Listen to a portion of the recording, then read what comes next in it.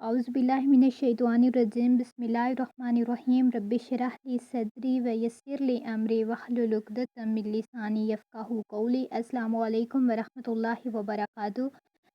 Dear students, अल्हम्दुलिल्लाह आज हमारा क्रिएटिव राइटिंग कोर्स का लेक्चर नंबर 5 है और आज हम बात करने वाले हैं सवाह हयात या सवाह उम्री के बारे में और मैं हूं आपकी कोर्स इंचार्ज आयशा सरफराज। आज के लेक्चर में हम सीखेंगे सबसे पहले समाह का दायरा कार, उसके बाद समाह की तारीफ़, समाह की अहमियत और वो कौन कौन सी ज़रूरी हदायत हैं समाह लिखने के लिए जिनका ख़्याल रखना चाहिए, समाह निगारी का आगाज़ व इर्तिका और आखिर में हम बात करेंगे उर्दू अदब से ताल्लुक़ रखने वाले चंद मशहूर समाह निगारों की।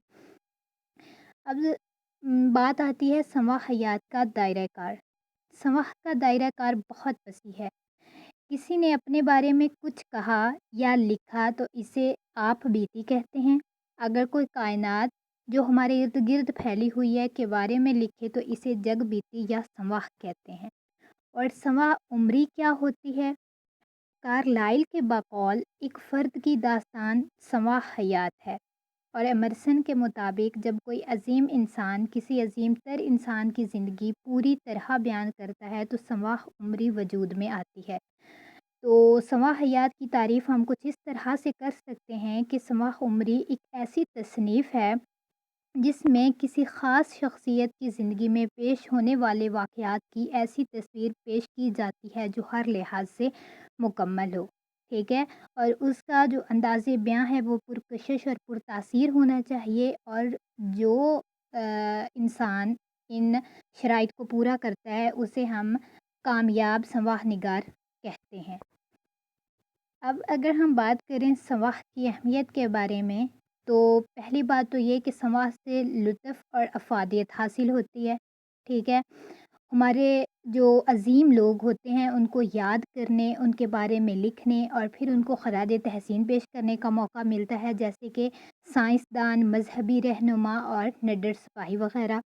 उसके अलावा जो हमारे बाबाए कौम मौलवी अब्दुल हक फरमाते हैं कि अज़ीम इंसानों के अज़ीम कारनामे पढ़कर हमारे दिलों में भी उन जैसा बनने और कुछ कर गुज़रने की ख्वाहिश पैदा होती है। तो हर लिहाज से जो समाह निगारी करना या समाह निगारी जो है वो मुरतब करना बहुत ज़्यादा अहमियत का हामिल है। अब अगर हमने समाह लिखनी है, यानी कि हमने किसी शख्सियत के बारे में लिखना है तो कौन-कौन सी ज़रूरी हदायत हैं जिनका ख़्याल रखना चाहिए। सबसे पहले तो आप लोगों को ये मालूम होना चाहिए कि समाह निगारी का फ़न बड़ा ही नाज़ुक और दुश्वार फ़न है। किसी शख्स की समाह मुरतब करना ऐसा ही है जैसे कोई तेज़ धार तलवार पर चल के सही सलामत उतर आए। ठीक है? और जो अहम पहलू हैं या अहम नुकात जिनका ख़्याल रखना चाहिए वो है सबसे पहले साहिब समाह का इंतख़ाब, उसके बाद है मवाद की फ़राहमी मतलब मवाद की फ़राहमी और उसके बाद जज़्बा सिर पज़ीरी। अब साहिब समाह का इंतख़ाब क्या है? मतलब हमेशा ऐसी शख्सियत का इंतख़ाब करना चाहिए जो इस काबिल हो कि उसकी ज़िंदगी पे लिखा जा सके। ठीक है? नंबर 1। नंबर 2, एक समाह निगार को साहिब समाह की ज़िंदगी के बारे में मालूमात होनी चाहिए। ज़ाहिर-सी बात है किसी शख़्स के बारे में आपके पास मुकम्मल इन्फॉर्मेशन होगी, आप तभी लिख पाएँगे और साहिब समाह की ज़िंदगी के हर पहलू पर रोशनी डाली जाए। ऐसा नहीं है कि आपने उसकी पैदाइश के बारे में बता दिया लेकिन आपको उसकी तालीमी कैरियर का नहीं पता। आप तालीम का बता रहे हैं लेकिन आपको उसकी जो है वो तारीख़ पैदाइश नहीं पता। तो थोड़ा-थोड़ा उसकी ज़िंदगी के हर पहलू के बारे में बयान करना चाहिए। फिर आ जाता है मवाद की फ़राहमी, यानी कि एक समाह मुरतब करने से पहले उन जगहों की निशानदही ज़रूर करें जिनसे मवाद हासिल हो सकता है। आप जिस शख्सियत के बारे में लिख रहे हैं आपको पता होना चाहिए कि उसके बारे में जो ऑथेंटिक इन्फॉर्मेशन है, जो मवाद है वो मुझे कहाँ से मिलेगा। और फिर इस बात का भी ख़्याल रखना चाहिए कि जब आप किसी शख्सियत पे लिख रहे हैं तो मुबालग़ा, राय और फ़र्ज़ी वाक़यात लिखने से परहेज़ करें। जैसे हमने अफ़साना लिखा था वो एक फ़र्ज़ी कहानी थी, वो फ़िक्शन में आ जाता है। ठीक है?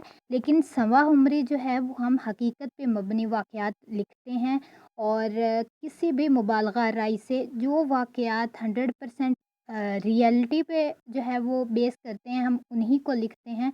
मुबालग़ा राय से हमें काम नहीं लेना चाहिए। फिर है जज़्बा असर पज़ीरी।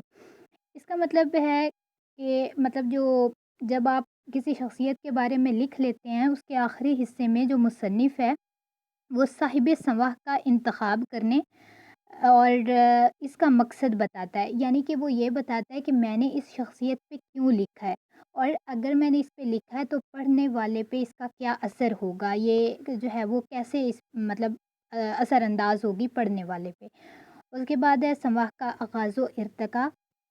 اس کا جو آغاز ہے وہ دکن میں ہوا، اس سے پہلے جو ہے وہ سماع عمری کوئی نہیں، مطلب اس کا کوئی کانسیپٹ نہیں تھا۔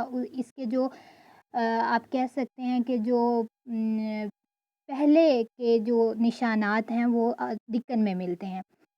اور اسی طرح جو محمد حسین آزاد ہیں، ان کی آب حیات، اس میں شاعروں کا تذکرہ ملتا ہے۔ مولانا خالی اور علامہ شبلی نعمانی کی جو ہے وہ اپنی تصانیف سے انہوں نے اردو ادب کو مزید وسیع کیا۔ اور اگر ہم نے مطلب سماع عمری کو سمجھنا ہے تو جو مشہور کتابیں ہیں حالی کی، اس کی بہت مطلب بہت مشہور کتابیں ہیں، اس میں ہے حیات سعدی، یادگار غالب اور حیات جاوید۔ یہ تھا ہمارا آج کا لیکچر۔